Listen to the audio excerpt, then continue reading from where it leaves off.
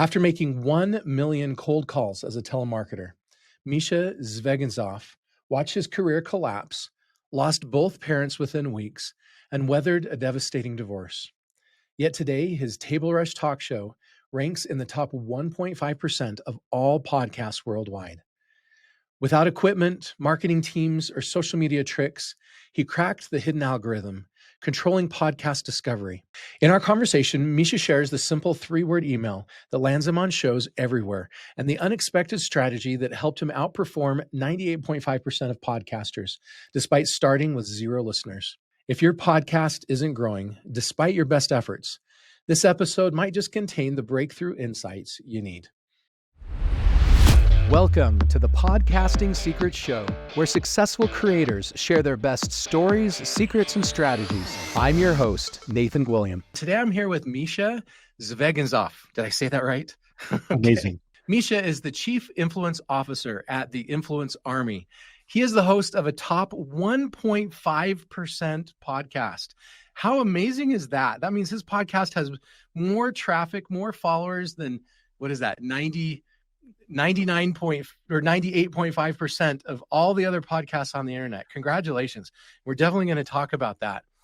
His show is called the Table Rush Talk Show. Thank you so much for being with us today, Misha. Indeed, Nathan. Thank you for having me here. Thank you for sharing your stage, your audience. This is going to be a ton of fun.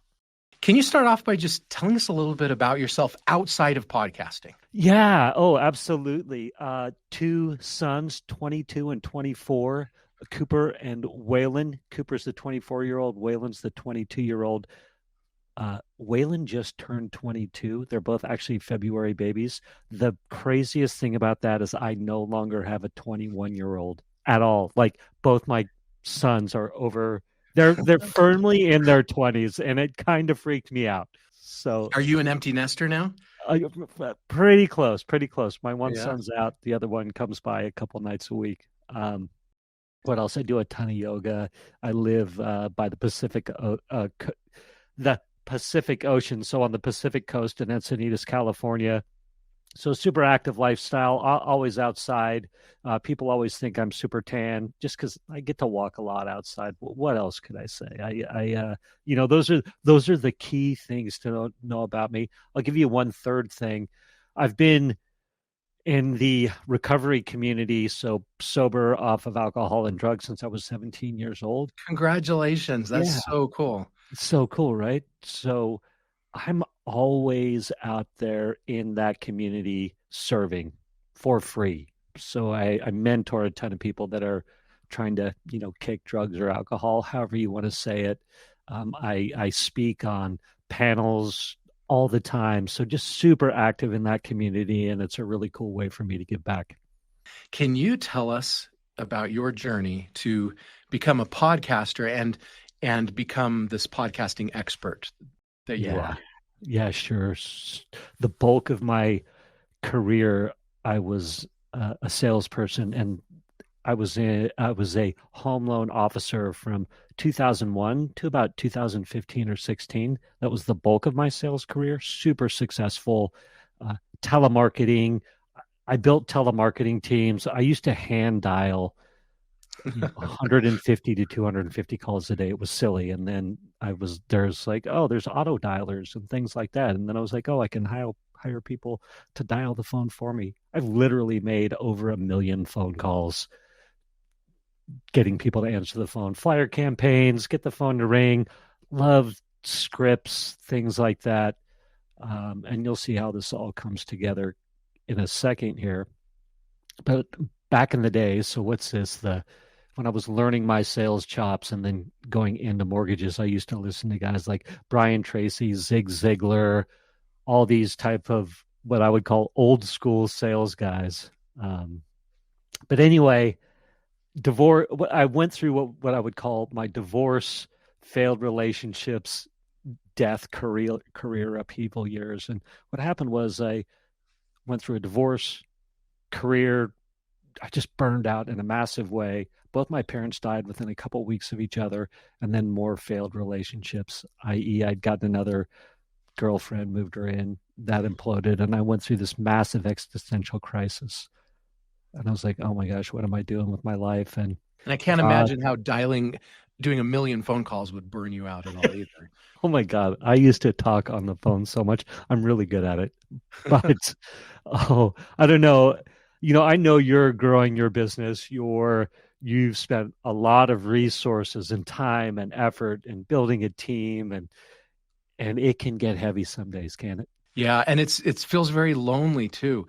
It feels like you're carrying this really heavy weight, and there's not a lot of people to help you carry it when it feels like it's too much, you know? Yeah, absolutely. And as I was heading into my mid 40s and all this stuff happened, a lot of the way I looked at life, my hand was forced. Shall I say? The way I thought about life was challenged. Common beliefs that I had were challenged. Bottom line is, I was like, God, I need a new career. I need to know what to do next. And I had a whole bunch of money in the bank. Um, and God was like, hey, you got to retire and get your boys through school. You've got resources that you've been saving. And I was like, anything but that. I And talked you to this. love it when God answers our questions with something completely different than what we were asking. Yes. You're asking this career question, and he says, no, go focus on what really matters with your kids. Yes. And I just, yeah, as I said, anything but that. And I just hit the point of, I had that moment of clarity of I in effect inventoried my life. There was a guy named Kyle Cease who's really cool, big into meditation. I love meditation, journaling, stuff like that. But he basically said he said inventory 100 things you love, 100 things you know. So literally make a list. 100 things you love, 100 things you know, understand, and are good at. Okay. And so Okay. I'm inventorying these lists and I'm like, oh my gosh, I love getting my boys to school and making their lunches and doing all these kinds of things. And at the time, I had started volunteering at their school, so I was reading the classes, doing things like that, and loving it. And then I like that early morning cup of coffee, things like that. And then you end up with 400 things, and what you do is you put a check mark next to the things that lighten you up, and you don't put a check mark next to the things that Yep. that weigh you down. And I just had that moment of clarity of, oh my gosh, I love getting those boys to school. It's my destiny right now. I got Yeah. the answer was driven home, if you want to say it, right? You caught And God's vision. yeah, I caught God's vision. There you go. Thank you. So I went in the next day to my boss. I wish I could remember his name, but I go into my boss and I go, "Hey, boss, I quit. I'm done." And I was very successful as a home loan officer. And he goes, Misha, we'll match any offer you're getting out there. Like, we want to keep you. And I said, no, you don't understand. I'm done. I quit. I'm retiring to get my boys through school. And he stone cold looked at me and said, Misha, I wish I could do that too. And I was like, oh, I'm making the right choice. So anyway, fast forward 5, 6 years, boys are graduating. They have their girlfriends, their jobs, their college lined up, and it's time to get back in the game. I've always loved sales. I've always loved marketing. Really, one of the things I'd wanted to master and I'm still working on is speaking on stages, is creating that table rush. So you present to an audience, you Yep. get them all frothy and excited, and they run to the table to buy your offer, right? And so I fall in Russell Brunson's funnel, and naively, I've got all his books right there, of course. I love expert secrets. I'm always in expert secrets. I use his framework on teaching frameworks to teach the classes that I do and things like that. But naively, I jump in and I think, oh, I'm going to master this online marketing thing. And I'm going to bring all this old school sales tactics into the new school of online marketing. And one of the first things that Russell Brunson says is start a show. He says start a podcast, start a blog, or start a YouTube channel. And I've always And he loved makes a sound. promise that goes with it too. Yeah, he does. His That's promise why I is started this whole business, was that promise that he makes. You want to right. talk about the promise, or you want I me to would talk love about it? to. Yeah, no, I believe the promise is, or what I heard was publish every day for a year and you'll never have to work again or worry Yeah, you'll about be money financially again. free. Yeah, something Yeah. like that. Yes. Yes.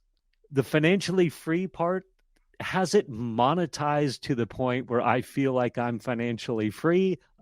That's a great question. I would say no, but what it has, I started my podcast, what, 4 or 5 years ago now, have 700 and some episodes in, really starting to figure out how to monetize it now. But really, I know I'm God directed. This is the thing. I know I'm doing the right things. I know I'm headed down the right path. So the the financial shiny object doesn't occupy my mind so much.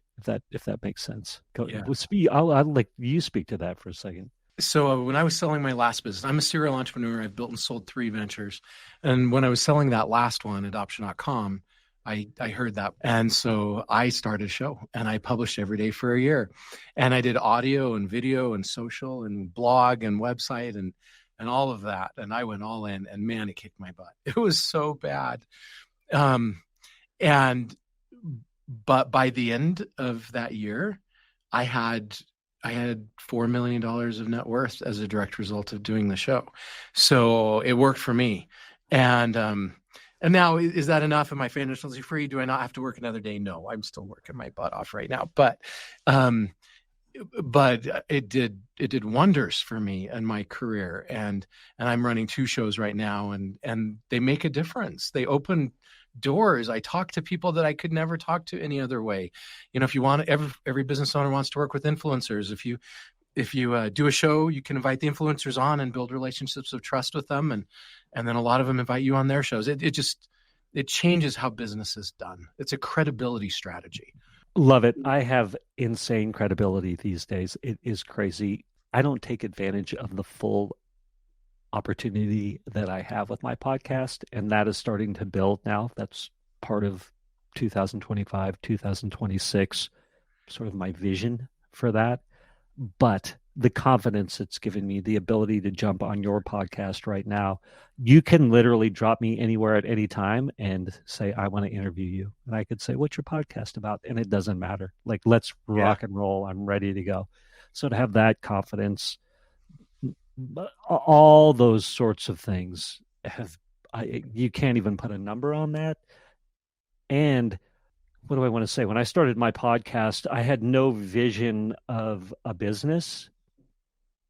So what it's done for me is helped narrow the path. It's helped, oh my gosh, I get to test so much material. I get to I get to use it to brainstorm ideas. I could go on and on and on, but those are some of the things that it has done for me over and above any of the Yeah.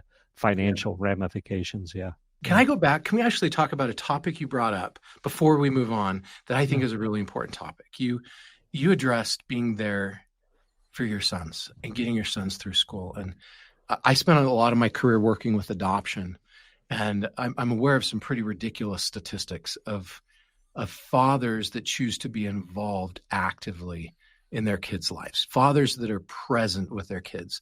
Their kids, these are just a few of the statistics I'm aware of. Their kids do a lot better in school. They graduate at a much higher rate. They get higher grades. They're much less likely to drop out. There's a lot less negative behaviors. There's a lot less crime. There's a lot less teen pregnancy. Mental health is a lot more improved when the father's in the home. Lower rates of depression and anxiety, for example, a lot better positive social emotional development, better self-esteem, better social skills, future success. Kids that have fathers in the homes, they have more stable future employment. They're much more likely to achieve financial independence. They have a lot lower risks of delinquency, substance abuse. There's just so many outcomes that are better. I mean, if we want to change the world, that factor of having a dad at home can change the world probably more than anything we can do in our country. And so my hat's off to you. I am sure you made a very meaningful difference for good with your boys and for generations to come. Absolutely. I call my boys now. Again, they're 22 and 24. When I call them on the phone, they answer. And if I go to voicemail, because they're busy doing something, they will call me back within the hour or 2 hours or whatever it is, if they're in college class or whatever it is. As a father, as a human being on this planet, that is the most amazing thing to me. Everything else is almost irrelevant. I'm like, I know when I pick up that phone and I call, they're excited to talk to me most of the time. Sometimes they're busy and they're like, what now? But to have that, or they call me and ask me questions, they ask me life advice. What's really fun right now is Waylon, again, who's 22 these days, is he uses me as a sounding board for his ideas that he wants to bring out into the world. How cool is that? Yeah. You have It's really, influence.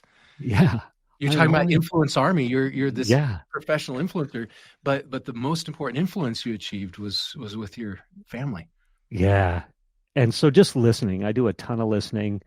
I think as an adult with kids, especially if they're grown up kids, we need to develop the capacity of like shutting our mouths and just listening and then wait for them to ask for what they want from us. It's very powerful. So if they want advice or if they want feedback, and maybe that's a few day arc, maybe your adult child calls or your late teen, whatever, teenager starts asking you questions. Can you be quiet until they've said what they need to say over a span of a few days to go, oh, now what do you think about that? Like, what do you think about what college I should go to, or whatever it happens to be? I'll tell you, one of the most powerful moments when I knew I was doing the right thing, Waylon was probably, I don't know, 14 years old. I'm sitting in the living room, and keep in mind, it's very clear to me that my job is to be available for my boys, hold space for them. You can say it a lot of different ways. And so I was not working at the time. I was teaching yoga, but it was super flexible and I could sub and teach whenever, wherever I wanted to. But in effect, it was 95% available for those boys. And so I'm sitting in the living room one night, just sitting there. I was probably reading or something. Waylon opens up his bedroom door, looks out, sees me in the living room, sees that I'm there, closes the door, Yeah. goes back to doing his. Everything's good because you're there. Everything's good because I'm there. That was like, was quite a thing. By the way, your hair is so great. Yeah, I'm sure you get a lot of comments about that. I do. My hair has been it's been a gift for me in many ways. I get lots of comments on it, and it's actually a door opener sometimes. It is so funny. It's you would I don't know. Anyway, So, Misha, can you share with us one of the most challenging things that you've gone through as a podcaster and how you got through that? when I started my podcast, I had delusions.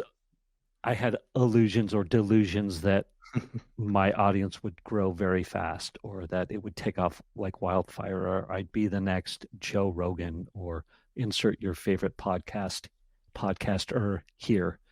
And at the beginning, it very much felt like I was talking to the void. I'm like, is anybody even listening? Right. And it took me some time to find my voice. So one of the biggest challenges was getting that momentum to keep moving forward. Does that make sense? Yep. Am I saying Mhm. that right? Yeah, yeah, yeah, Maybe it was expectations. Maybe you had expectations for yourself, and our happiness only exists to the point that our expectations are met, and yeah. and you kind of had expectations for it. What probably wasn't that you weren't doing a great job. It just wasn't what you had expected going in. So how did you manage those expectations? Because I'm looking back at it now, and I was pre-prepped for this a little bit, where I knew we were going to talk about this a little bit. But it's funny, I thought I was prepared, but I wasn't. And you can leave this on the episode. It's the reality of podcasting. It's the Yeah. reality of conversations like this. Um, I had a lot of compare mode when I started my podcast. I didn't have a clear vision of where I was going, what I was trying to do, how I would monetize it, how I was going to build my business, right? And so I was just like, I just need to start my podcast, start talking and see where it goes. And I think some of the better podcasts out there are when the podcaster is more focused. They have their vision dialed in. They have their messaging dialed in. What am I trying to say? They're more focused. Their topics are more in line, things like that. And so as I'm sort of meandering and rambling and trying to find my voice and doing day after day, I think I published 450 days in a row or something insane like that. And I'm not seeing these results, and I'm comparing myself to other people. If I'd have met you, Nathan, when I started my podcast, and you just said, "Oh yeah, I did this for a year and I made $5 million," it would have blown me to bits. Like now I can listen to it and be like, "That is amazing." But when I was in the heat of the battle, trying to find momentum, podcasting every day for a year, it would have devastated me, and I would have quit because I'd have compared myself to you. Yeah. So, yeah, that's a long answer to that question, but key is number one, I reframed my purpose.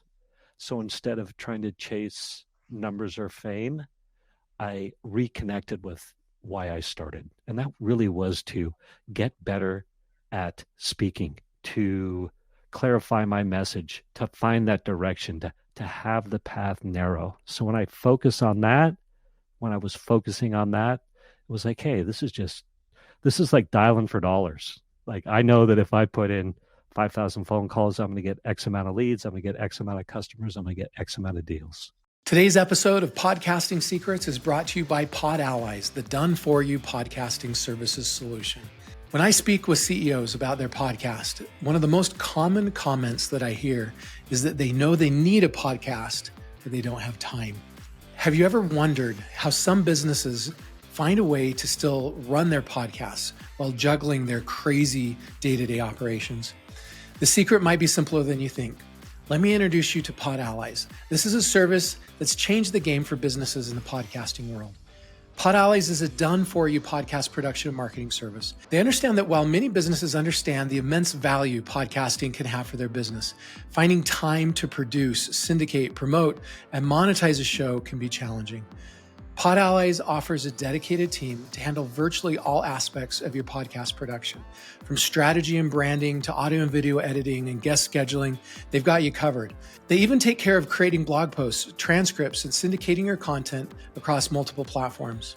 What sets Pod Allies apart is their use of PodUp, their proprietary podcasting software suite. This allows them to streamline the entire podcasting process, saving you time, effort, and a bunch of money. If you're ready to become a thought leader, connect with your audience, and grow your business through podcasting without all of the investment of time and cost of doing it yourself, Pod Allies might be the perfect solution for you. To learn more or to schedule a free consultation with a podcast expert, visit podallies.com. That's podallies.com. Now back to the show. Almost no podcasters are successful in their first year. You're laying the foundation. You're finding your voice. You're finding your audience. It just takes time. Joe Rogan was not super successful in his first 5 years. He didn't even look at analytics his first 5 years, and it just takes time to get where you are today. But now you've gotten there. So let's talk about that a little bit. What are the most important secrets and strategies that have helped you to get to be a top 1.5% podcast? Okay, so let's talk about podcasting really quick.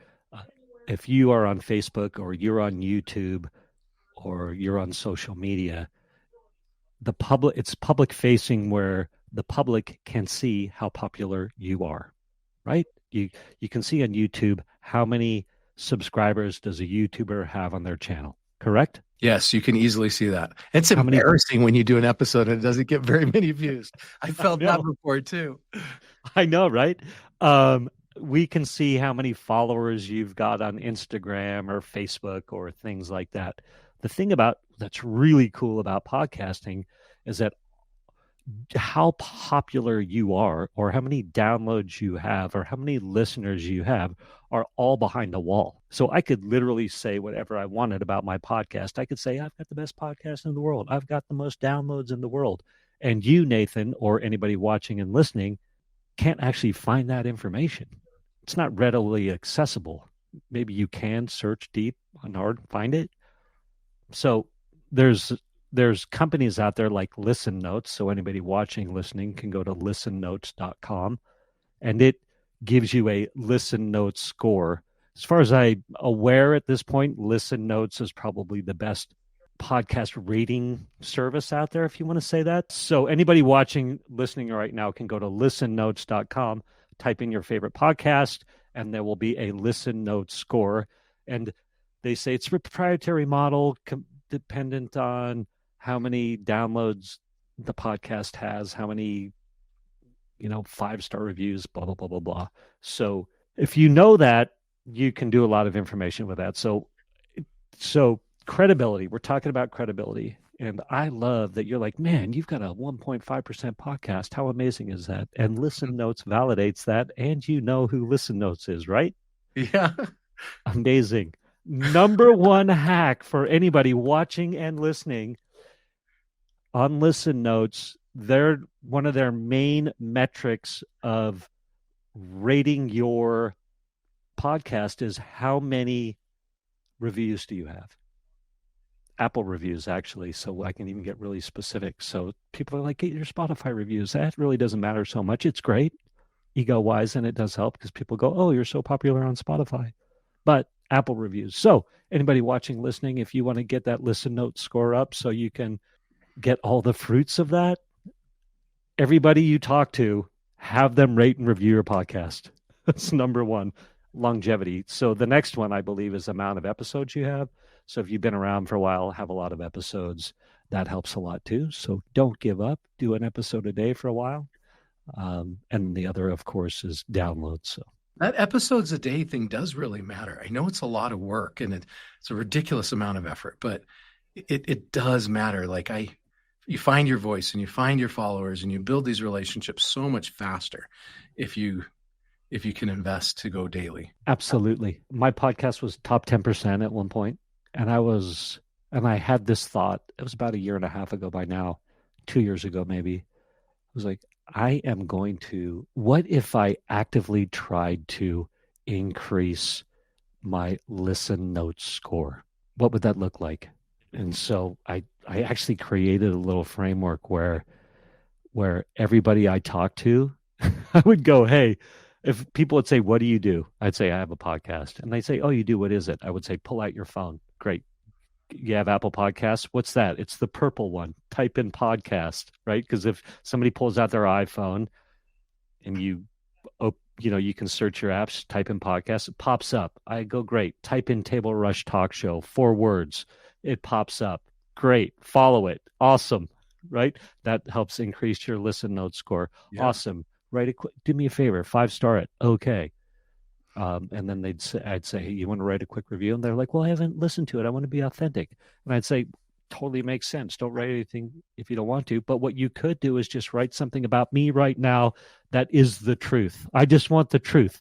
So they'll go, oh, what a nice, charming guy, or whatever, Anyway, so there's a quick hack for anybody watching, listening. Yeah. I'll fast forward. So I went from however many reviews to a whole bunch more. I think I'm getting close to 100. Listen Notes, Apple Podcasts, it's actually pretty interesting. If you are on America, Apple Podcasts, it shows you how many American reviews you have. If you're on Australian, I have a lot of amount of Australian listeners for some reason, but I have a lot of Australian reviews. But you can only see them if you're on Australia Apple Podcasts. Does that make sense? I mean, I didn't realize that was a thing. Yeah. Anyway, I could go on, but there you go. But yeah, so yeah, now I'm top 1.5, tons of reviews, more followers. How active do we want to be in growing our podcast, I guess would be the big lesson, right? So the key takeaway is understand the algorithms that are really move the needle. And where people are really discovering podcasts, what does it take to show up higher in those ratings? Then game that system a little bit and show up higher, and then it becomes a self-fulfilling prophecy where they show you more, and then more people go to your show, and you become more popular. That's it. You got it. That's really smart. Yeah, thank you. Like SEO from the old days. It's the new SEO. Yeah, it's the new SEO. So check this out too. Here's some thoughts. I just want to riff on this really quick. At some point, and it might be happening now, it probably happens more than we think. Podcasting is just getting more competitive as more people come into the space. you could literally buy somebody's podcast, put your name on it, and now you've co-opted their rankings.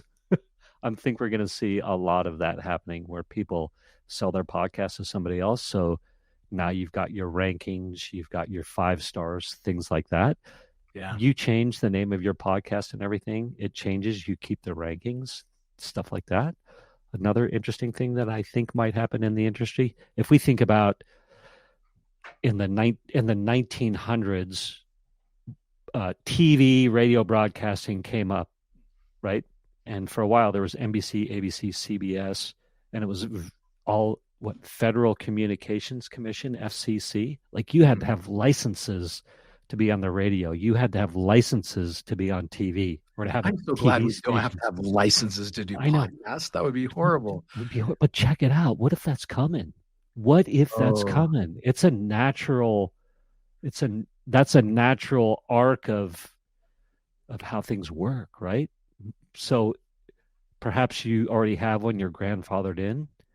You have one that's successful and has a good base of listeners, listen notes, scores, reviews. All of a sudden, that is a very valuable asset. well, I sure hope it doesn't go that way.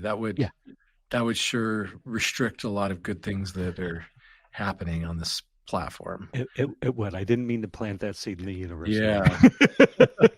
Anyway, Yeah. continue on. Thank But you for you're letting me rant about that. okay. So we've talked about growth. Can you talk to me a little bit about monetization? What are some of the most effective secrets and strategies you've used to help make money from your podcasts? I have started charging people to come onto my show. And that is what is, as a literal revenue generator, right? Like Yeah. you pay me, now you come on my show. That's amazing. A lot of work, blood, sweat, and tears as a producer of a podcaster, as a podcast.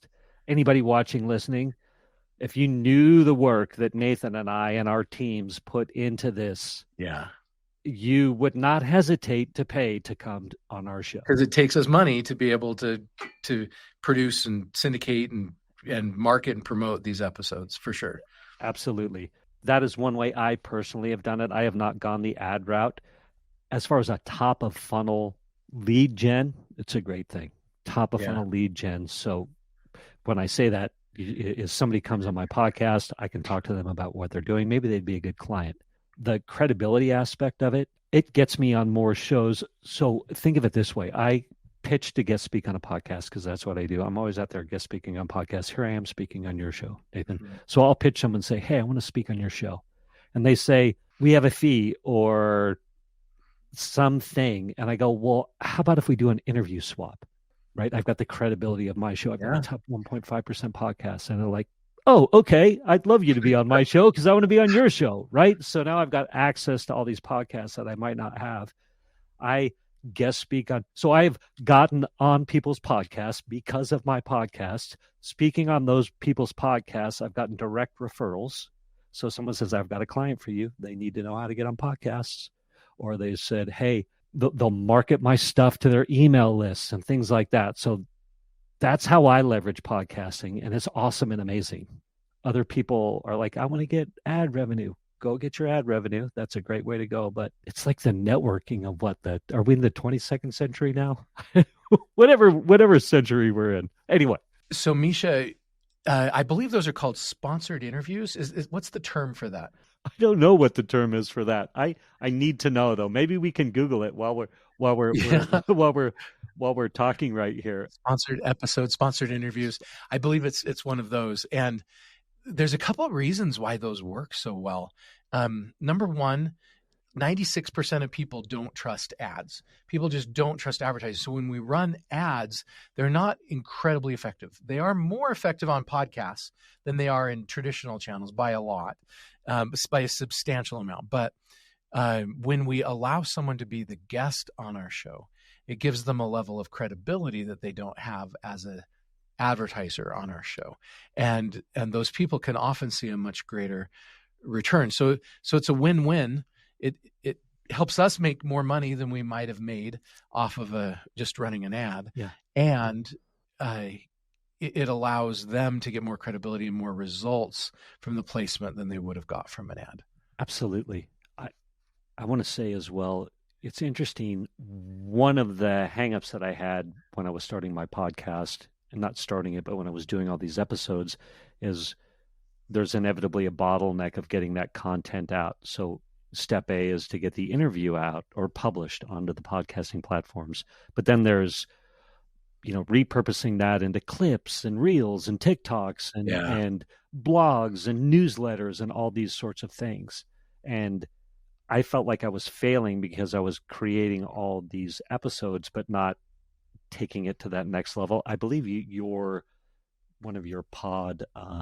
Here, I'll give you a little plug. I believe it's Pod Allies. Is that, or is it Pod Up that Yeah. automatically does all that for you? Yeah, Pod Up is the software that has the 50 tools to do that. And then Pod Allies is the service that you can record the episode and we take care of all the dirty work for you. Yeah, yeah.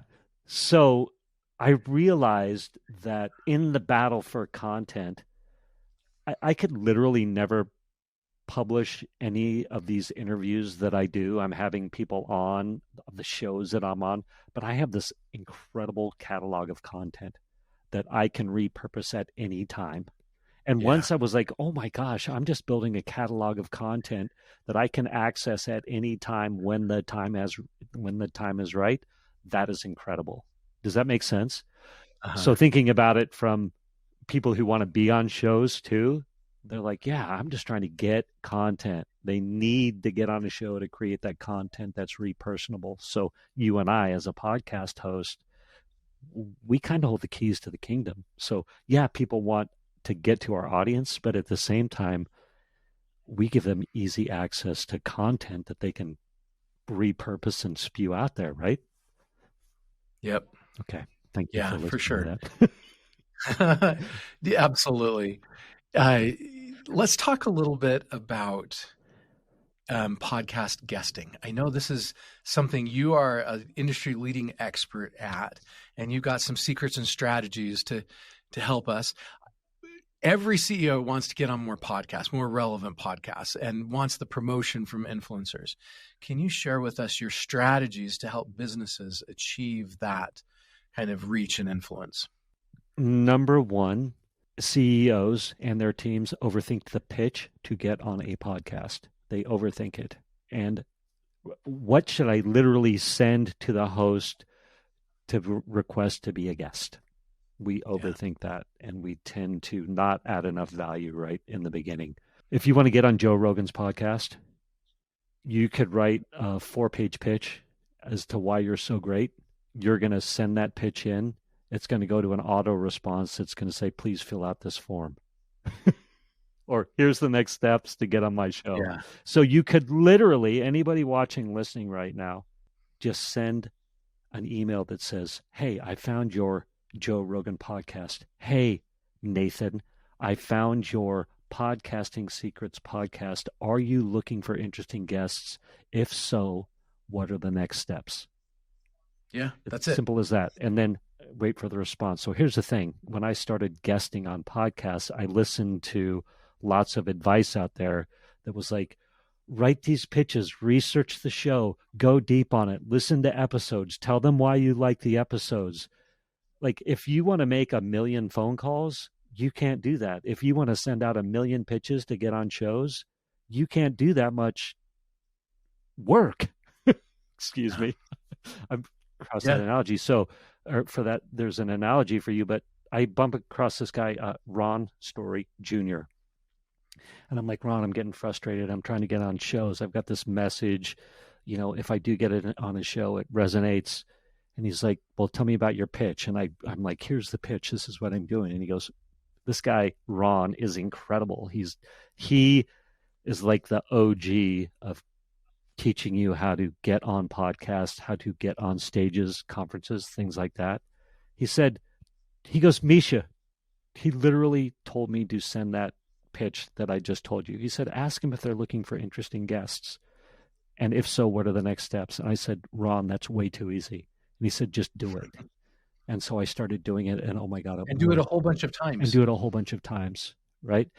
Now I do get more creative, but whenever I start overthinking the process, I go back to, hey, Are you looking for interesting guests? I literally send them all the time. So I'll find podcasts on the fly. I'll be going along. I'll stumble across a podcast. And instead of logging into systems to have AI write the pitch and do all this stuff, I literally am just like, hey, I sent one the other day. And they replied back, hey, we love guests. Fill out this form here, right? Like, hey, Beth, I found your show. It's awesome. What are the steps to be a guest? Fill out this form. Anyway, I'll stop. There's one. Two. That's a great strategy. Yeah. Thank you. Just do it. Just get out and just do it. Get numbers. Absolutely. If you feel the need to be more, if that's too easy for you and you're like, that's too easy, I can't do that, then really you want to make sure you're adding value for the host. So as you're crafting your pitch, you want to say, hey, Nathan, and you can argue about what you should put first in the email, but it's like, hey, Nathan, here's 2 sentences on what I do. Here's how it, and then 2 sentences on here's how it would serve your audience, right? Are you looking for a guest? That kind of a thing, instead of like the full book. I think no one has time to read the full book. So, hey, here's some credibility. Here's how this credibility will serve your audience. Or here's how I'd like to serve your audience. Here's my credibility. Does that make sense? Mm-hmm. So I love that.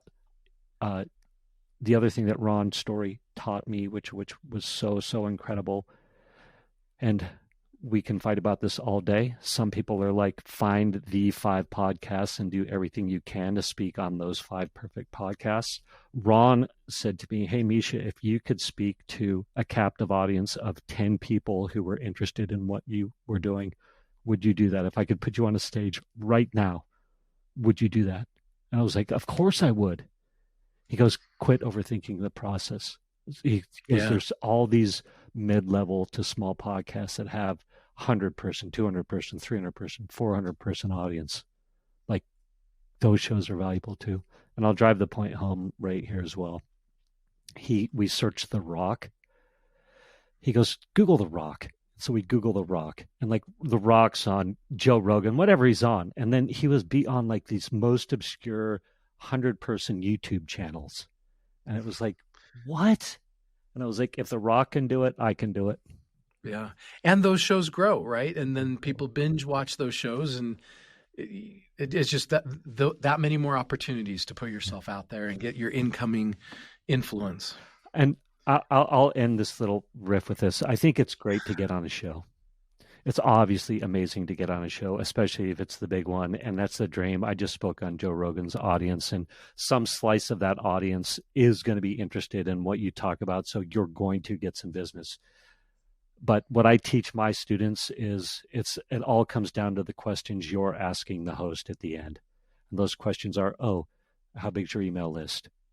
Oh, do you also have a Facebook group that you teach to? Do you ever do master classes? Would it serve if we taught my podcast guest speaking master class to your audience? You want to promote it to your email list, things like that. Like, that's where the money is. The opportunity is. You can start doing rev shares. You can start doing JV things. You can start doing affiliate marketing campaigns. You can coaching. All sorts of it's crazy. Yeah. So. Okay. Misha, it has been so great to have you on the show today. Thank you for the value that you've added for our audience, the secrets that you've shared.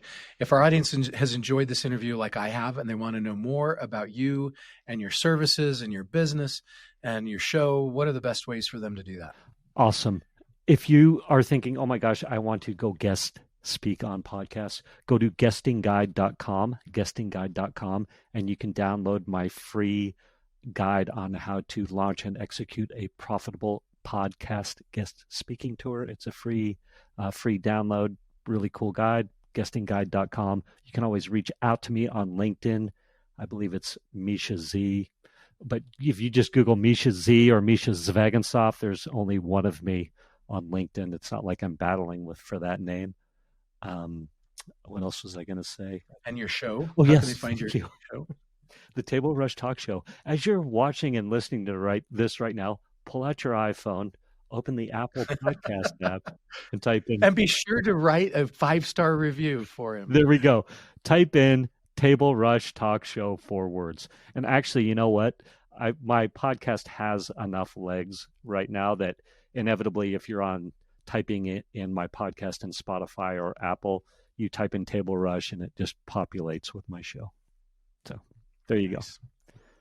Thank you so much, and have a fabulous day. Thank you, Nathan. Cheers. Number 1, focus on Apple Podcast reviews to boost your Listen Notes score, the hidden metric that determines podcast visibility. Number 2, master the 2-sentence pitch strategy to land spots on any podcast without complex outreach. Number 3, prioritize consistent publishing over perfection. Misha has published 450 consecutive daily episodes. Number 4, don't dismiss small podcasts. Even celebrities like The Rock appear on obscure shows with just 100 to 200 listeners. Number 5, reframe your podcast purpose as skill development rather than immediate monetization.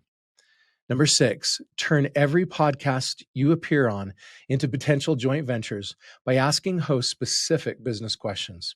Number 7, use the simplest podcast pitch ever. Are you looking for interesting guests? If so, what are the next steps? Number 8, monetize through sponsored interviews rather than traditional advertisements. Number 9, view your podcast as a catalog of valuable content you can repurpose indefinitely. And finally, number 10, target podcast apps for paid promotion instead of wasting resources on social media marketing. If you're looking for an amazing podcasting platform with 50 integrated tools to help you create, grow, and monetize your podcast, all available for an amazing price, go get a free trial at podup.com along with a free podcasting course. And if you need a podcast but you don't have time, I recommend you check out podallies.com. That's our done-for-you podcast production and marketing service. Thanks for joining us for this episode. I wish you success as you turn your passion into profit through podcast monetization.